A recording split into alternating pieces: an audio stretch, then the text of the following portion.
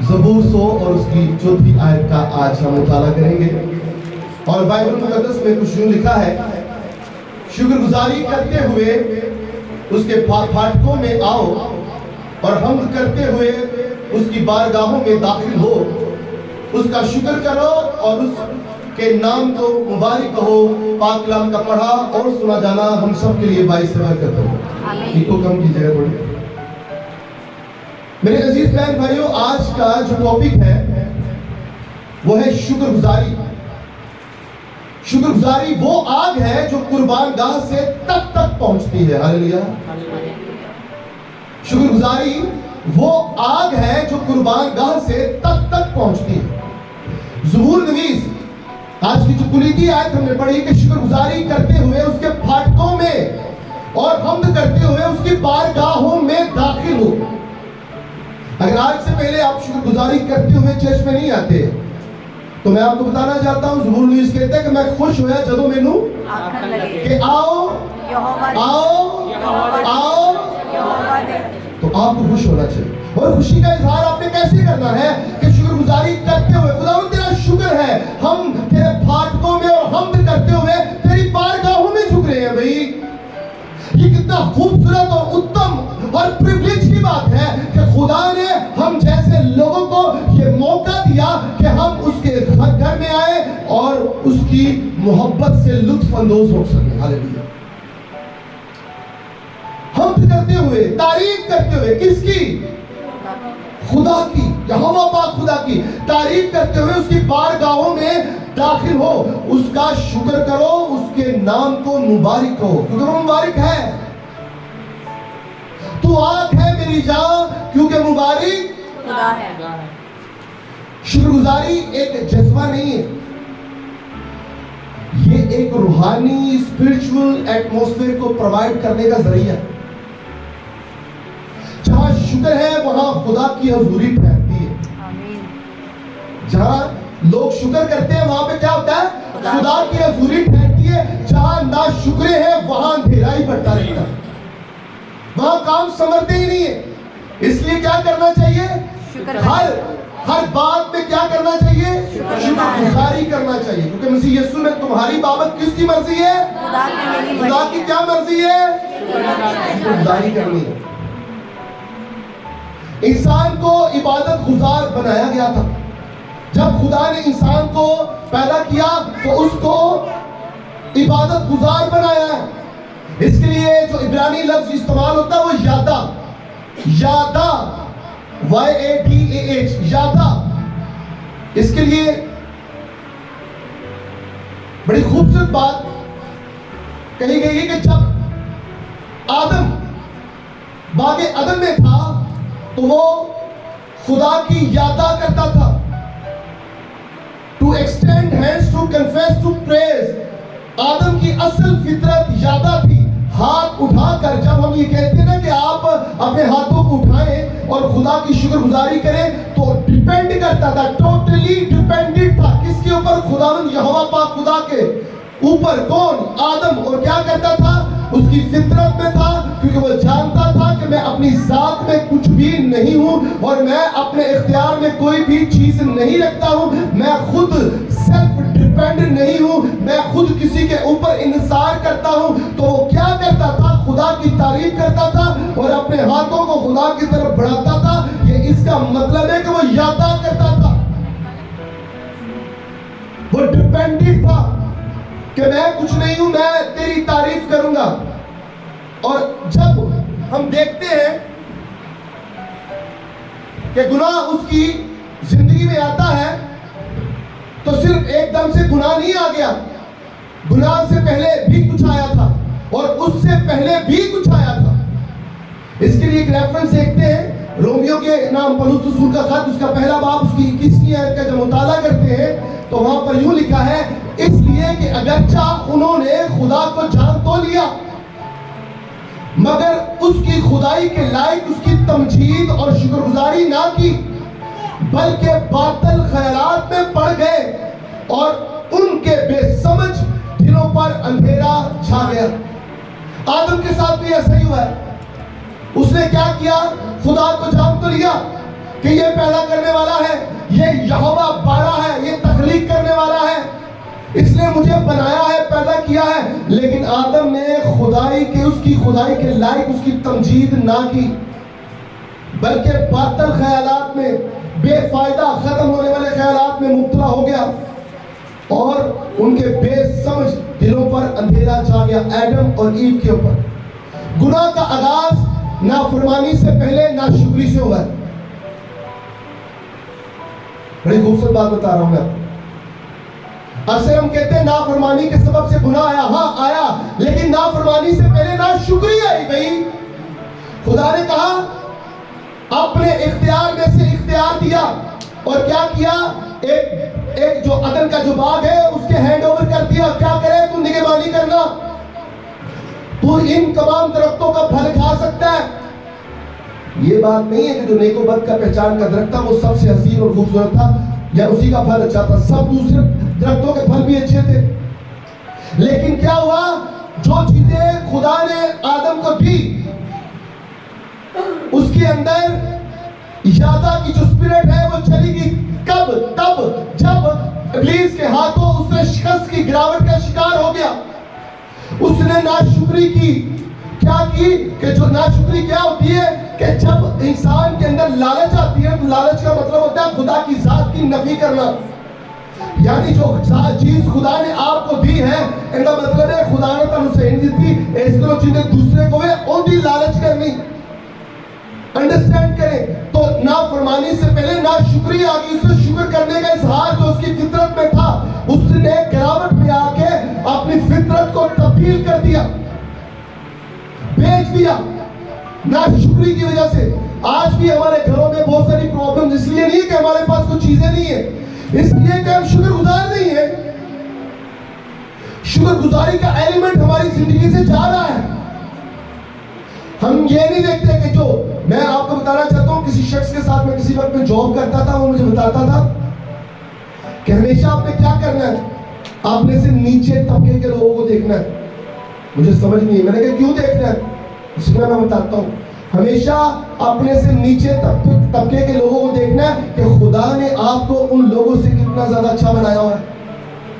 اگر آپ اپنے سے اوپر لیول کے لوگوں کو دیکھیں گے تو ہمارا تو دماغ خراب ہو جائے گا, ہمیں تو بس موقع چاہیے. خدایا تو ایو نہیں دیتا, تو وہ بھی نہیں دیتا, تو ایو بھی نہیں کیتا. وہ کتنے اچھے لوگوں سے زیادہ آپ کو برکتیں دی ہیں. تھوڑی یہ ناشکری نہیں تو اور کیا. اپنی ذات کی طرف دیکھیے. آدم نے بھی ایسا کیا. خدا نے کہا سارے باغ کے درختوں کا پھل کھا سکتا ہے سوائے ایک کے. تو گناہ کی جڑ نافرمانی نہیں تھی, گناہ کی جڑ ناشکری تھی. زور سے بولے, گناہ کی جڑ نافرمانی نہیں تھی, گناہ کی جڑ ناشکری تھی.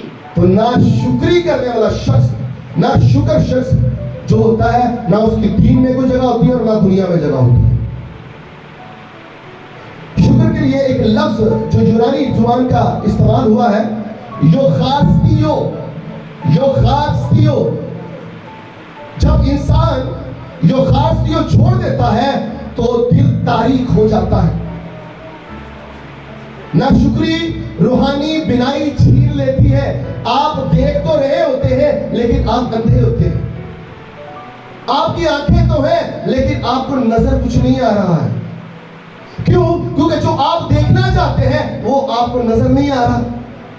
تو بتانے کا پرپس یہ ہے, خدا یسوع مسیح نے یہ کہا کہ یہ دیکھتے ہوئے نہ دیکھیں گے اور سنتے ہوئے نہ سنیں گے. کیونکہ ان کی آنکھوں کے اوپر چربی چھا گئی ہوئی ہے بھیا, جیسے دلوں پہ چربی آ جاتی ہے. تو ناشکری روحانی بینائی چھین لیتی ہے. اس لیے شکر کرنا ضروری ہے. شکر کرنا ضروری ہے. شکر گزاری بطور قربانی کا نام ہے. اس کے لیے ایک عبرانی لفظ ہے توڈا, TODAH, توڈا. اور احبار کی کتاب اس چیز کو بیان کرتی ہے کہ تودا سلامتی کی قربانی ہوتی تھی. یہ اس وقت بھی دی جاتی تھی جب مسئلہ ابھی حل نہیں ہوا ہوتا تھا. ہم شکر گزاری تب کرتے ہیں جب ہمارا کوئی کام ہو جاتا ہے, لیکن بائبل بتاتی ہے کہ بائبل میں ہوا ہے. یہ طوطا قربانی کی سلامتی کی قربانی ہوتی تھی کہ ایک کام ابھی تک روح پذیر ہی نہیں ہوا, اس کے لیے خدا نے احبار کی کتاب میں ایک چیز مقرر کر دی ہے کہ آپ یہ قربانی سلامتی کی قربانی نظر کریں کس کو, خدا کو. وہ کام جو ابھی تک نہیں ہوا وہ ہو جائے گا, وہ ہو جائے گا. تھینکس گیونگ سیکریفائس بھی ہوتا ہے. طوطا تھینکس گیونگ سیکریفائس, قربانی سلامتی کی قربانی. طوطا وہ تعریف ہے جو آنسوؤں کے باوجود دی جائے, آنسوؤں کے بغیر دی جائے. ضروری نہیں کہ ہر وقت روندے ہی رہنا, خوشی سے دیجیے, خوشی سے سلامتی کی شکر گزاری کیجیے. جب بھی شکر گزاری کرنی ہے تو رو پٹ کے نہیں کرنی, خوشی سے کرنی ہے. ہاللیلویا, ہاللیلویا. صلیب کے سائے میں بھی شکر گزاری ہوتی ہے, صلیب کے سائے میں بھی شکر کرنا ہے.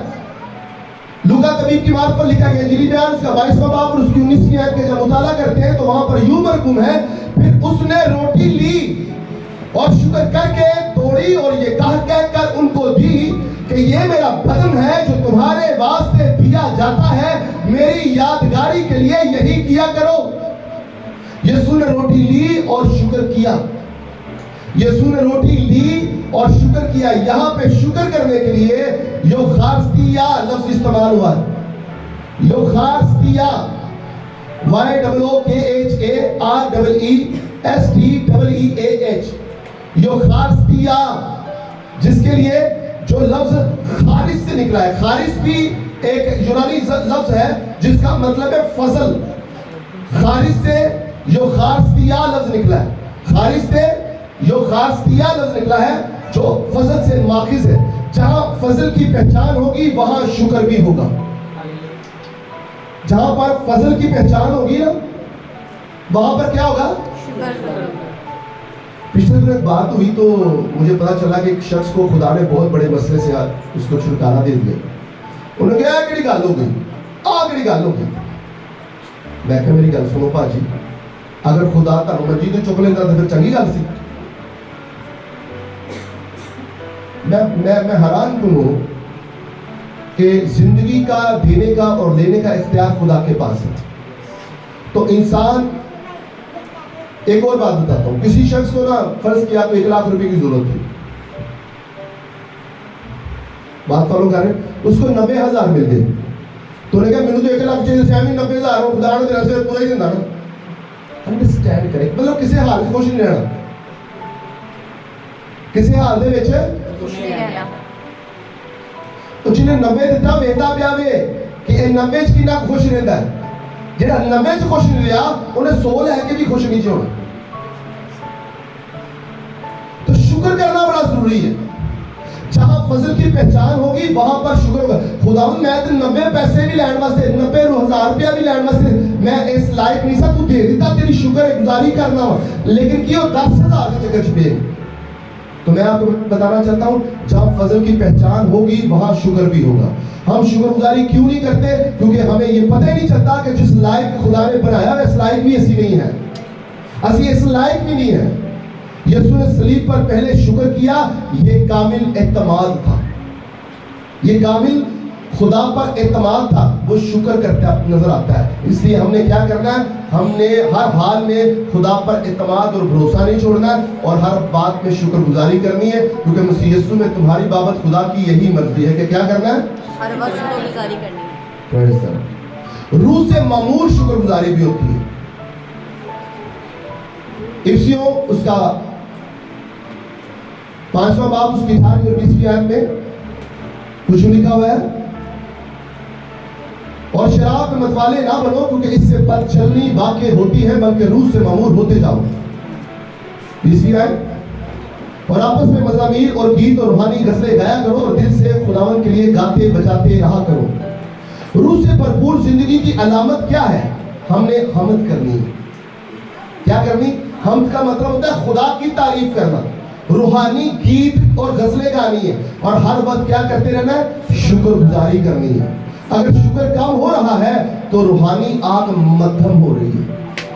اگر آپ کی زندگی میں شکر گزاری ہے, ہمیں تلاش بہانے تلاش کریں, شکر گزاری حالے ساڈا کام نہیں ہوا، حالے ساڈا کام نہیں ہوا، حالے اور وہ اگر یہ کام اپنی زندگی میں کم ہو رہا ہے تو اس میں پاک روح کی آگ مدھم ہو رہی ہے، پاک روح کی آگ مدھم ہو رہی ہے۔ بہانے تلاش کریں، موقع تلاش کریں، بھائی صاحب میں شکر گزاری کرنی ہے، ارے بہنوں بھائیوں میں نے شکر گزاری کرنی، کیسے کروں؟ ہر بات پہ شکر گزاری کرو، ہر بات پہ شکر گزاری کرو، ہر بات میں شکر گزاری کرو، تاکہ مذہب پہ آگ چلتی رہے۔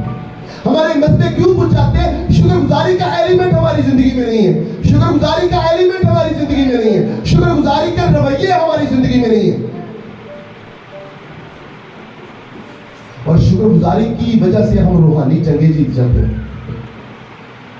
جب ہم تواریخ کی دوسری کتاب کا مطالعہ کرتے ہیں اس کے 20ویں باب میں، تو وہاں پہ ایک یہودا کا ایک بادشاہ ہوتا ہے، یہودا یہوشفت کے زمانہ میں یہ بات ایک ہوتی ہے کہ جب اسرائیل پریشانیوں میں ہوتا ہے، دشمن اس کے اوپر اٹیک کرنے کے لیے آتے ہیں، تو وہاں پر کیا ہوتا ہے کہ جب یہوشفت کو نظر آتا ہے کہ ہم کمزور ہیں تو وہ ہیکل کی طرف رخ کرتا ہے، اور نہ صرف یہوشفت کرتا ہے بلکہ اپنی پوری قوم کو کہتا ہے کہ روزے رکھو، دعا کرو، خدا کی تعریف کرو اور ہیکل کی طرف رخ کر دو۔ یقین جانے جو اسی بیمار ہونے ہیں تو اسی اپنے بھائی بھراواں دے گھر والے رخ کرنے، ہیکل والے نہیں کرنا۔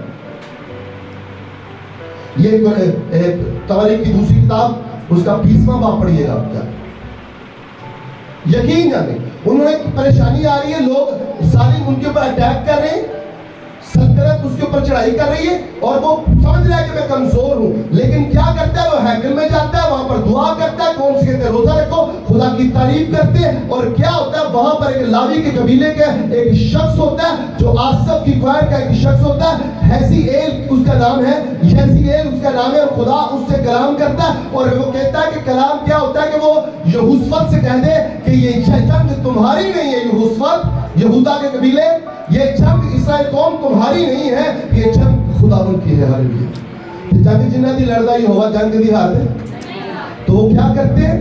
وہ پہلے حمد کرتے ہیں اور پھر دشمن شکست کھاتے ہیں۔ ہاللیلویا۔ کوئی ہاتھ نہیں، کوئی ہتھیار نہیں اٹھایا گیا، کوئی زبان کا استعمال نہیں کیا، گندی چھچوری باتیں، لوز ورڈز استعمال کیے گئے۔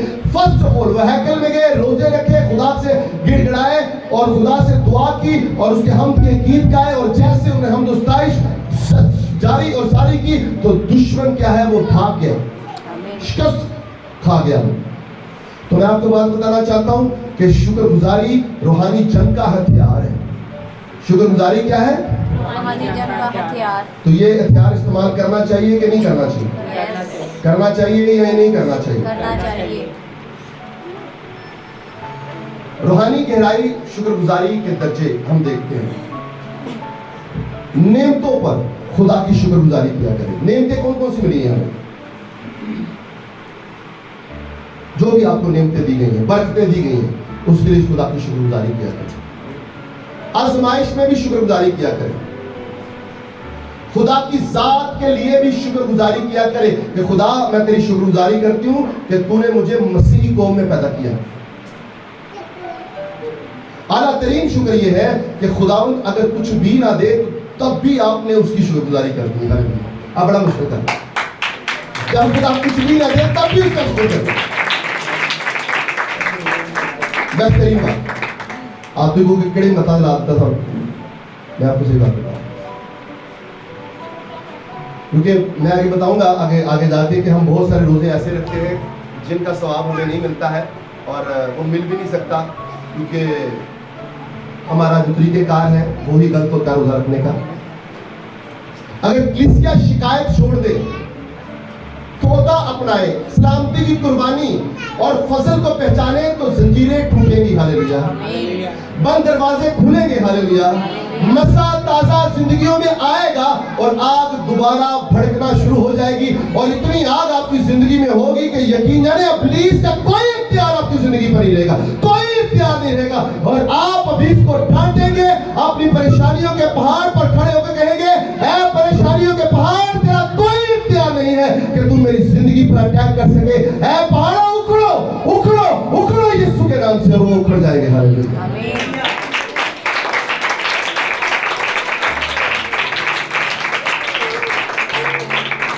ابتدائی للکار میں آپ کو بتانا چاہتا ہوں، کلائمیکس اس چیز کا۔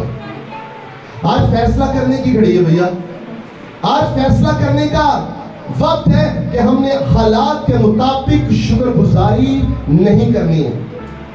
ہم خدا کی ذات کے مطابق خدا کی شکر گزاری کریں گے. ہاللیلویہ. حالات جتنے مرضی کو پورے ہو, حالات ہم ایک نہ کرنا چاہے کچھ وقت آ رہا ہے شکر گزاری کرے بھائی, کیونکہ آپ کو پتہ ہے آپ کی مشکلیں آپ سے بڑی ہو سکتی ہیں لیکن آپ کے خدا سے بڑی ہوئی ہوں گی. ہاللیلویہ.